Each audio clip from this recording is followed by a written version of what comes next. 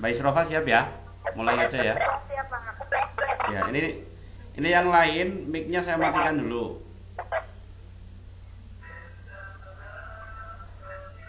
Ya, Apa? ya. Yang lain selain Mbak Isrofa, mic-nya saya matikan dulu biar lebih fokus.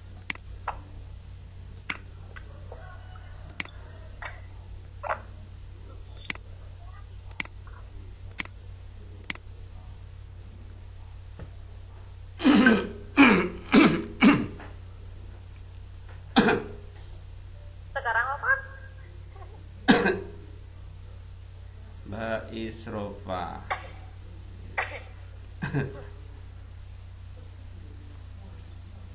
Ya, sebelumnya Assalamualaikum warahmatullahi wabarakatuh. Waalaikumsalam warahmatullahi wabarakatuh. Saya akan mempresentasikan tugas ilmu pendidikan Islam tentang kedudukan dan hubungan pendidikan Islam dengan pendidikan nasional. Ini saya bersama Nur Afni Hidayah, tetapi orangnya nggak tahu mana. Langsung aja ke pembahasan. Pengertian pendidikan Islam. Pendidikan Islam menurut Darbawi Sujati terbagi dalam tiga pengertian. Pertama, pendidikan Islam adalah jenis pendidikan yang pendirian dan penyelenggaraannya didorong oleh hasrat dan semangat cita-cita untuk menjewantahkan nilai-nilai Islam, baik yang tercermin dalam nama lembaganya maupun dalam kegiatan-kegiatan yang diselenggarakan. Di sini kata Islam ditempatkan sebagai sumber nilai yang akan diwujudkan dalam seluruh kegiatan pendidikan. Kedua, jenis pendidikan yang memberikan perhatian sekaligus menjadikan ajaran Islam sebagai pengetahuan untuk program studi yang diselenggarakan. Di sini kata Islam ditempatkan sebagai bidang studi, sebagai ilmu, dan diperlakukan sebagai ilmu yang lain. Ketiga, jenis pendidikan yang mencakup kedua pengertian di atas. Di sini kata Islam ditempatkan sebagai sumber nilai sekaligus sebagai bidang studi yang ditawarkan melalui program studi yang diselenggarakan. Selanjutnya, pengertian pendidikan nasional. Menurut Sunaria, pendidikan nasional adalah sistem pendidikan yang berdiri di atas landasan dan dijiwai oleh falsafah hidup suatu bangsa dan tujuannya bersifat mengabdi kepada kepentingan dan cita-cita nasional bangsa tersebut. Sementara itu, Departemen Pendidikan dan Kebudayaan merumuskan bahwa pendidikan nasional ialah suatu usaha yang membimbing para warga negara Indonesia untuk menjadi Pancasila yang berpribadi berdasarkan akan ketuhanan, kesadaran masyarakat dan mampu membudayakan alam sekitar. Dalam Undang-Undang RI Nomor 2 Tahun 1989 tentang Sistem Pendidikan Nasional pada bab 1 pasal 2 berbunyi bahwa pendidikan nasional adalah pendidikan yang berakar daripada kebudayaan bangsa Indonesia dan berdasarkan Pancasila dan Undang-Undang Dasar 1945. Dasar ini dapat dilihat dari pembukaan Undang-Undang Dasar 1945 alinea keempat batang tutup Undang-Undang Dasar 1945 bab 8 pasal 31. Dasar pendidikan nasional. Pancasila menjadi dasar sistem nasional dalam rangka mencerdaskan kehidupan bangsa. Sebagai termaktub dalam pembukaan Undang-Undang 1945 dan Pancasila, sehingga pendidikan nasional Indonesia adalah pendidikan Pancasila. Melalui sistem pendidikan nasional, diharapkan setiap rakyat Indonesia mempertahankan hidupnya, mengembangkan dirinya, dan secara bersama-sama membangun masyarakatnya. Pendidikan ini Indonesia mempunyai landasan ideal adalah Pancasila. Landasan konstitusional ialah Undang-Undang Dasar 1945 dan landasan operasional ialah ketetapan MPR tentang GBHN. Tujuan dan fungsi pendidikan nasional. Tujuan pendidikan nasional adalah untuk mengembangkan kemampuan dan membentuk watak serta peradaban bangsa yang bermartabat dalam rangka mencerdaskan kehidupan bangsa agar berkembangnya potensi peserta didik menjadi manusia yang beriman dan bertakwa.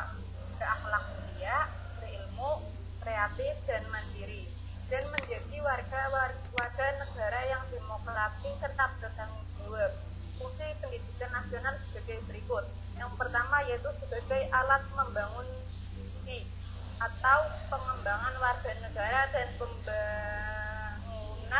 pengembangan kebudayaan dan pengembangan bangsa Indonesia. Kedua, menurut Undang-Undang RI Nomor 2 Tahun 1989, Bab 2 Pasal 3, pendidikan nasional berfungsi untuk mengembangkan kemampuan serta meningkatkan mutu kehidupan dan martabat bangsa Indonesia dalam rangka upaya mewujudkan tujuan nasional. Perbedaan tujuan pendidikan Islam dan pendidikan nasional adalah sebagai berikut.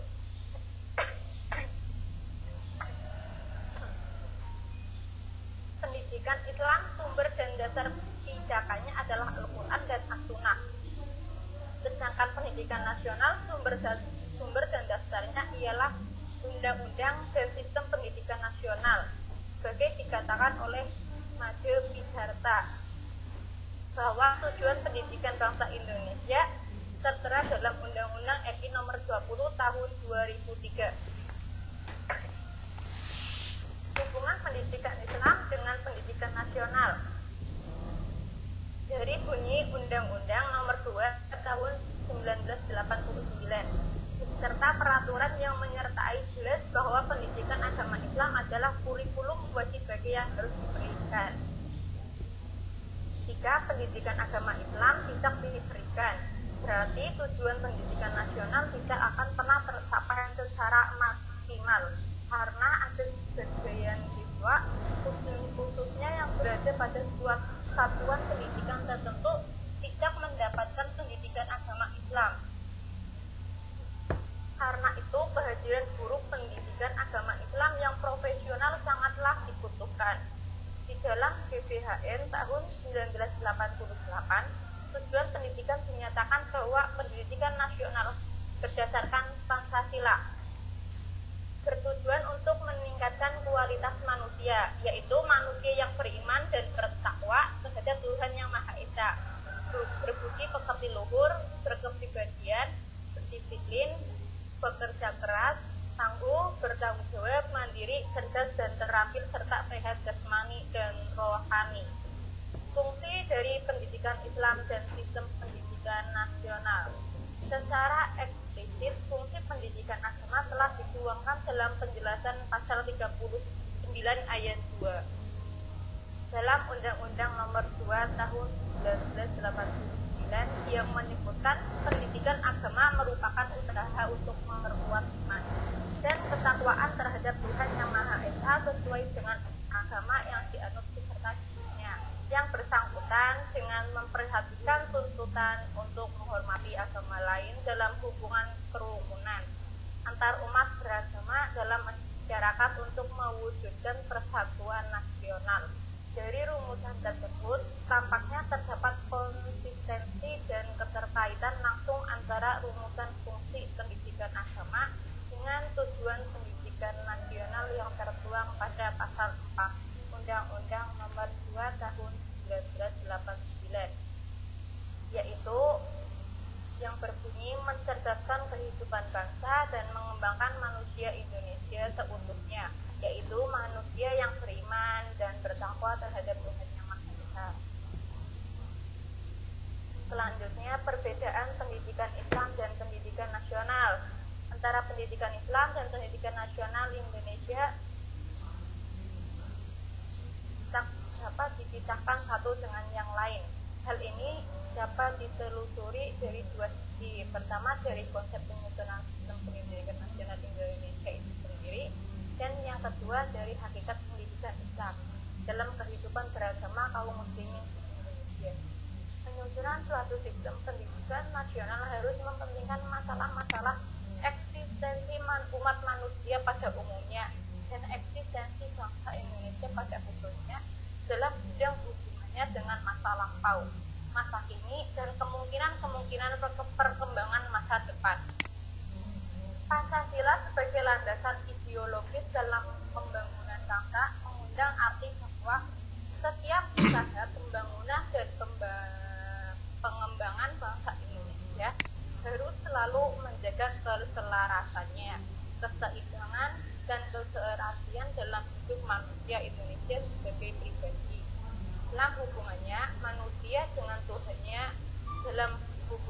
manusia dengan masyarakat, dalam hubungan manusia dengan alam, dan dalam hubungan bangsa dan bangsa-bangsa lainnya dalam mengejar kemajuan lahiriah dan kebahagiaan rohaniah. Halo Mbak Isrofa. Iya Pak. Iya. Diakhiri saja, ini waktunya tinggal 10 menit lagi, biar nanti yang 10 menit untuk bertanya. Iya. Ya, kayaknya sudah jelas ini. Kesimpulan. Ya. Dari beberapa rumusan masalah di atas, maka penulis merumuskan kesimpulan sebagai berikut. Yang pertama, pendidikan Islam menurut Zarqawi Sujati terbagi dalam 3 pengertian. Pertama, pendidikan Islam adalah jenis pendidikan yang berpendirian dan penyelenggaraannya didorong oleh hasrat dan semangat cita-cita untuk menjewantahkan nilai-nilai Islam, baik yang tercermin dalam nama lembaganya maupun dalam kegiatan-kegiatan yang diselenggarakan. Dua, menurut Sunaria, pendidikan nasional adalah sistem pendidikan yang berdiri di atas landasan dibuai oleh falsafah di suatu bangsa dan bisa mengerti kepada kepentingan dan cita-cita nasional bangsa tersebut. Antara pendidikan Islam dan pendidikan nasional Indonesia tak dapat dipisahkan satu dengan yang lainnya. Ya, sudah Pak. Sekian dari kami.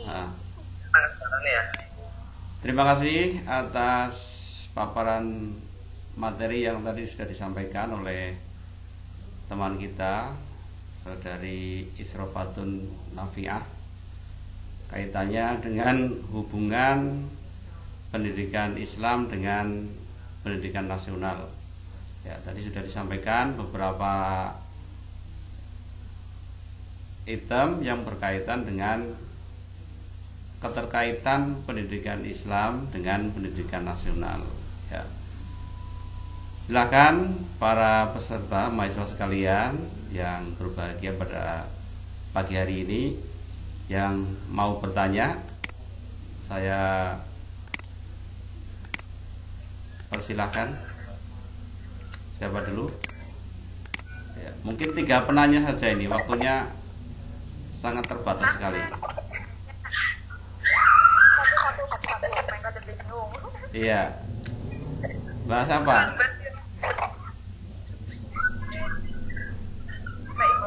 Mbak Ani.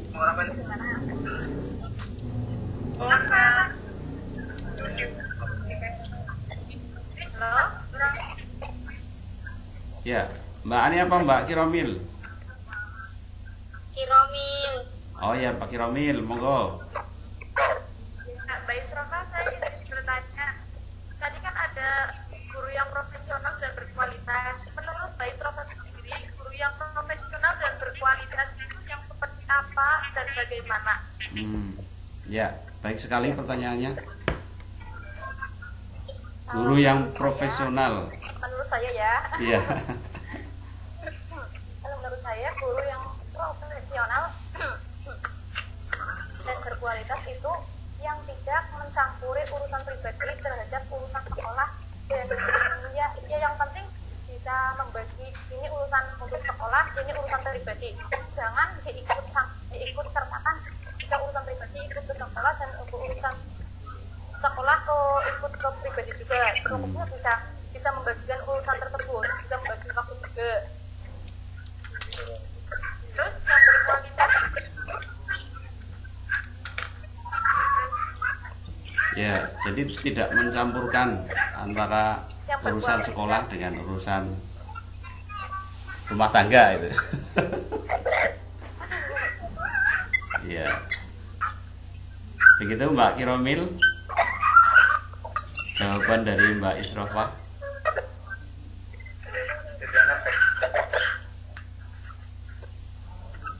Ya, guru yang berkualitas itu termasuk memiliki metode belajar yang bisa ditangkap oleh siswanya sendiri. Jadi kita itu harus memiliki metode belajar sendiri untuk supaya oh iya, berarti siswanya bisa menerima metode belajar seperti ini, gitu ya.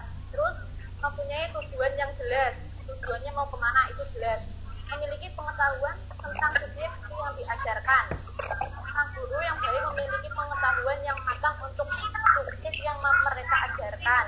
Berarti itu misalkan mau menjelaskan tentang apa, itu sudah kita belajaran terlebih dahulu lah jadi guru ya. Terus mendorong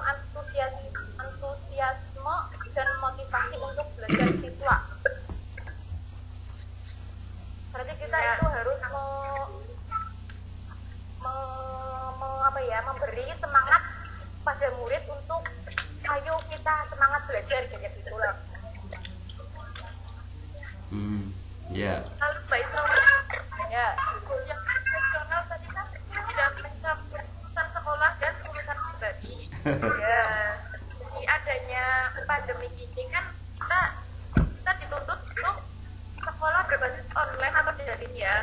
Nah, apabila ada salah satu siswa yang tidak memadai, maksudnya tidak ada fasilitas yang memadai dengan adanya pembelajaran online ini, guru yang profesional ini yang bagaimana? Apakah ada toleransi terhadap siswanya atau bagaimana gitu cara menanganinya? Iya.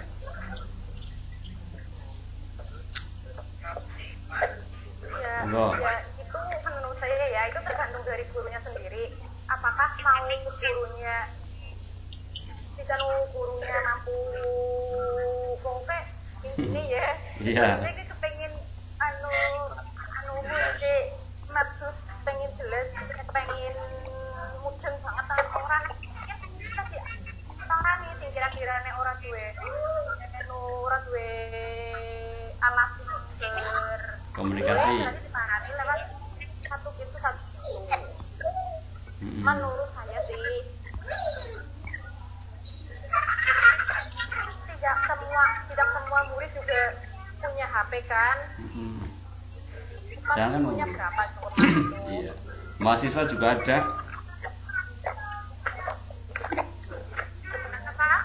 Nah, iya. Mahasiswa ada yang nggak punya HP.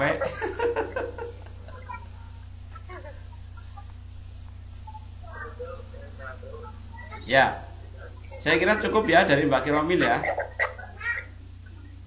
Cukup Pak. Ya, yang lain sama Mbak Ani. Apa Mas Faizin?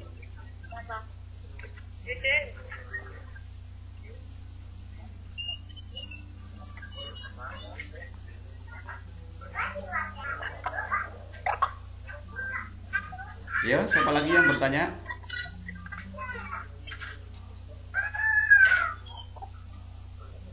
Mbak Ani mau tanya ini.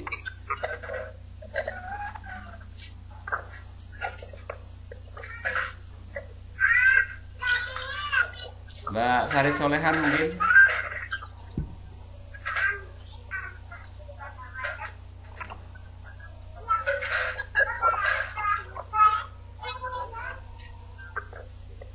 Mas Faizin mau bertanya nggak ini?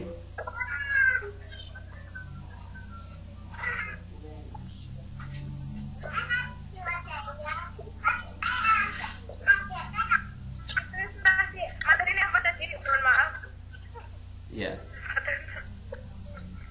Mbak Neni silakan. Ketinggalan. Ya, Mbak Neni ketinggalan. Materinya apa tadi Pak? Hubungan pendidikan Islam dengan pendidikan nasional. Hubungan Iya. pendidikan Islam dengan pendidikan nasional. Iya.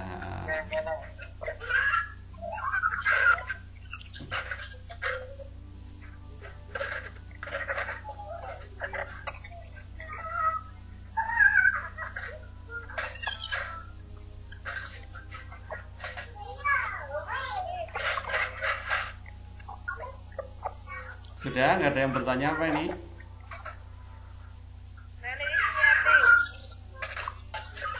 Ya, mana ini mau? Yang suara kecil dimatikan dulu speakernya Pak biar itu. Itu punya siapa? Punya siapa itu? Siapa sih yang banyak anak kecil?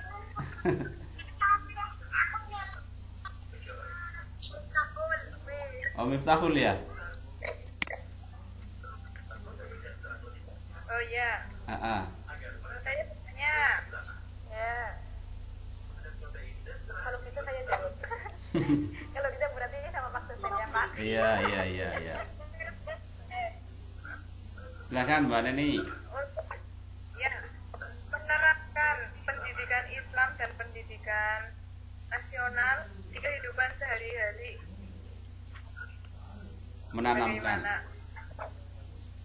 Menanamkan gitu. Menerapkan pendidikan Islam dengan pendidikan nasional dalam kehidupan sehari-hari. Ya. Ya, silakan Mbak Isrofa. Bagaimana cara menanamkan pendidikan nasional dengan pendidikan Islam dalam kehidupan sehari-hari?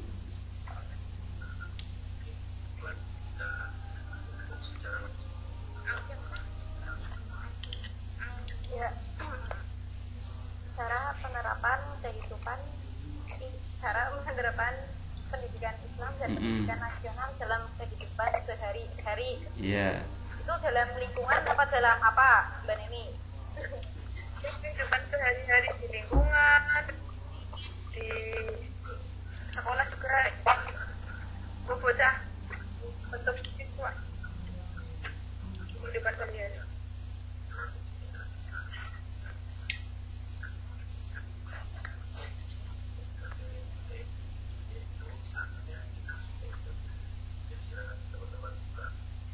Oh ya, untuk siswa.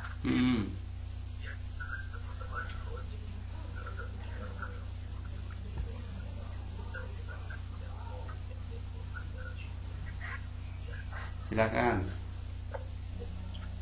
Ya, Pak, bentar.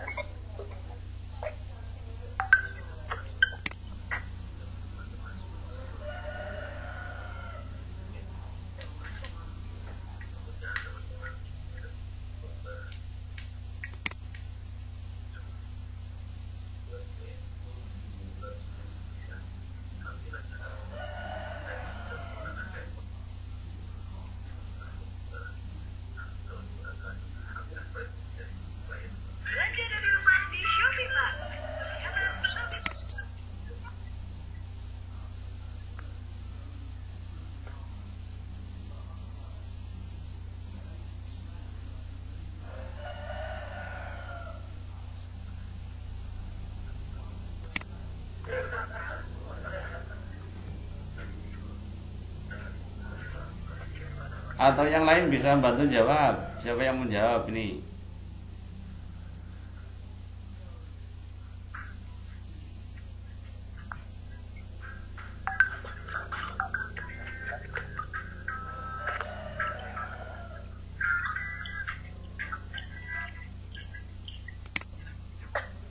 Saya, Pak. Ya, silakan. Menurut saya, cara penerapan pendidikan Islam, misal untuk siswa dalam sekolah, bagaimana cara dalam pendidikan nasional ini, bagaimana cara toleransinya, terus disiplin waktunya, cara bertanggung jawab dia sebagai siswa, bagaimana, begitu. Terus menerapkan pendidikan agama dalam siswa itu, bagaimana adabnya dia dengan guru, adab dengan teman, bagaimana sikap dia dalam beragama, beribadah, kayak gitu, Pak. Ya. Menurut saya seperti itu. Ada tambahan lagi. Gimana Mbak Neni tadi jawaban dari Mbak Kiromil? Ya, setuju. Setuju apaan? Ya. Apakah ada kesadaran lagi? Maksudnya ya menyempurnakan lagi kayak gitu. Biasanya kan kalau ilmu itu diterapkannya apa ya? Termasuk apa sih? Ibadah mahdoh dan ibadah ghairu mahdoh. Antar sesama juga kepada Allah SWT begitu. Itu untuk ibadah Islamnya. Kalau yang pendidikan nasional ya itu bentuk bela negara, terus juga ada Kumpul waton.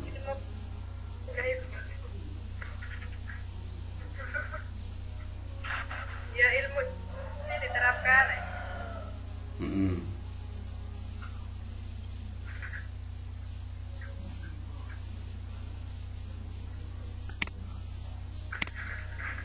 Ya, terima kasih jawabannya. Sama-sama. Ya. Udah berat hari ini. Saya mau menambahkan sedikit ya. Oh iya, silakan. Ya. Hubungan tadi yang apa ya? Penerapan.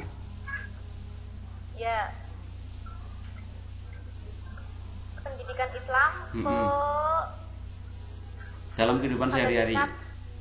Ya, pada tingkat sekolah, yaitu pertama dengan kita melihat dari hubungan manusia dengan Allah SWT. Yang kedua, kita dapat melihat anak itu hubungan manusia dengan sesama manusia itu sendiri. Jadi murid sama murid itu bagaimana. Yang ketiga, manusia dengan dirinya sendiri. Jadi kita individu ya. Yang keempat, manusia dengan makhluk lain dan lingkungan alamnya. Ya.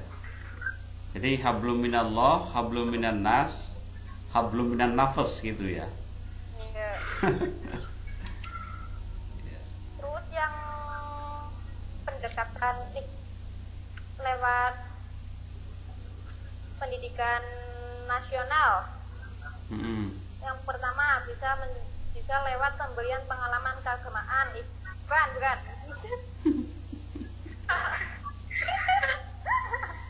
Maaf. Bukan ya? Tahu.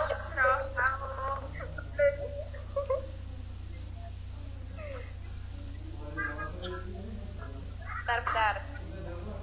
Itu dengan dilihat dari fungsionalnya, yaitu usaha menyajikan ilmu dengan menekankan kepada segi-segi kemanfaatan bagi peserta didik dalam kehidupan sehari-hari sesuai dengan tingkat kualitasnya. Berarti menyajikan ilmu dengan menekankan pada segi penuh. Jadi kita mau menyajikan ilmu dengan melihat bagaimana memanfaatkannya ilmu tersebut dari muridnya, kayak gitu loh. Misal kita udah memberikan ilmu, bagaimana murid itu memanfaatkan ilmu tersebut dari kita, kayak gitu loh. Jadi mempraktekkan. Ya.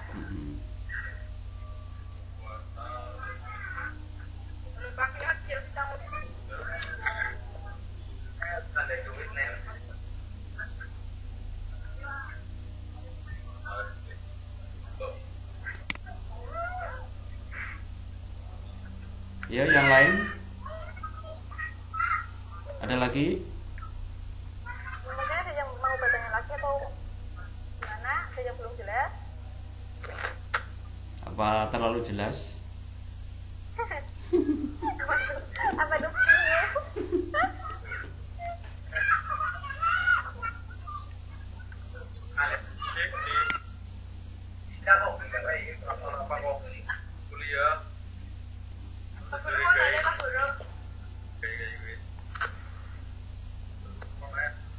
Kalau tidak ada yang bertanya, berarti diakhiri ya sesi ini ya. Ya, siap. Oh, siap banget ya. Ya. Ini kira-kira mau kuliah lagi kapan ini?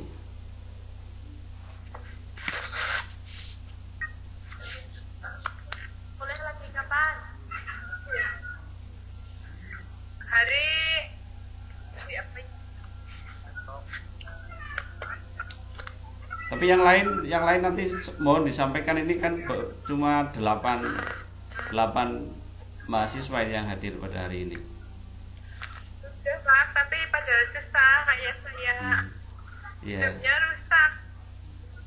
Kalau enggak suruh bergabung nggak apa-apa, yang penting hadir mengikuti. Ya, kan Mas Faizin. Biasanya ada yang di pondok juga sih Pak. Iya. Yang di pondok kira-kira waktunya luangnya jam berapa nanti kita ngikuti? Jangan sih nang pondok.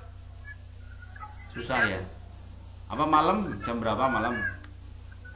Aduh Pak, malam Pak, bahaya. Kayak ya engkau di rumah saja kok.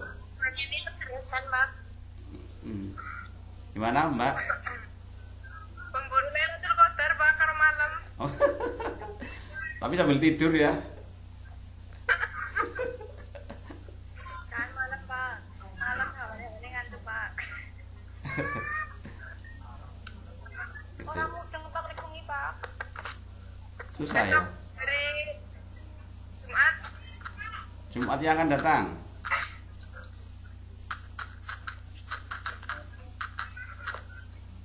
Jumat ya.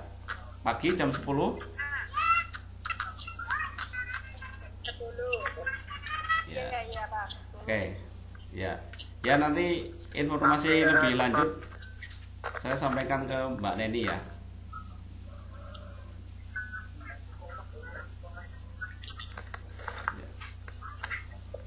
Ya, baik, kalau itu saya tutup dulu.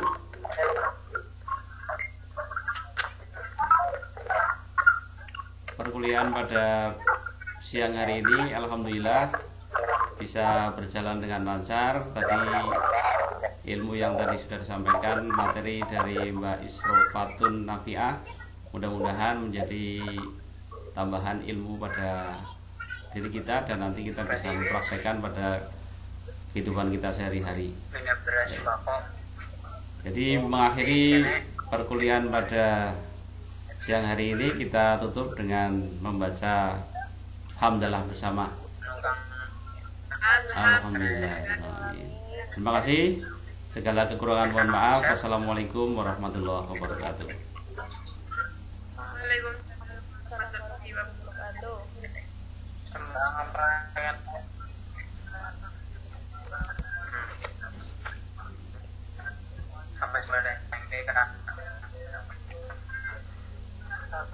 Yang mau ngobrol silahkan. Pak, mati aja lah.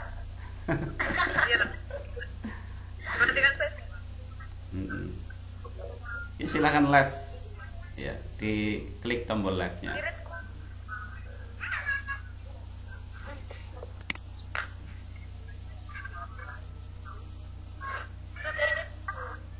Ya, sudah. Ya, izin keluar dulu ya. Ya, nggih, monggo-monggo. Selesai kan? Nggih, ya. Ya, Jangan lupa bahagia. Ya.